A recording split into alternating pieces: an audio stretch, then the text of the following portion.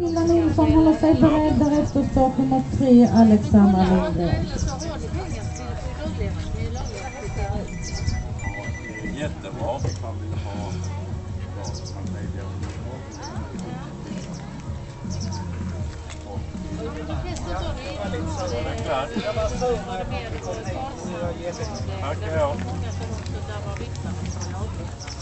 det gick bra.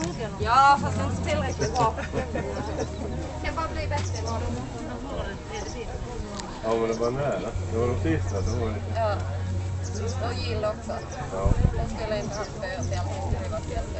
Nej, de fick lite väl bra läge in. Ja, precis. Och så hade de bestämt sig för att göra 6. Inte bestämt sig för 5.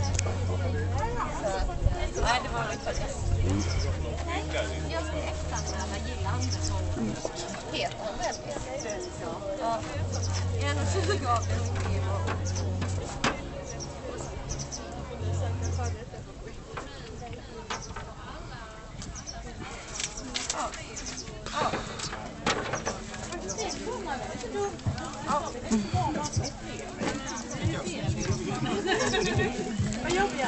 Jag gjorde ett jobb för att vi så var det inga, hade ju börjat med oss fortfarande några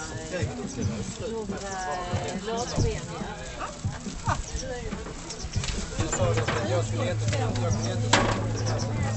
Duktiga.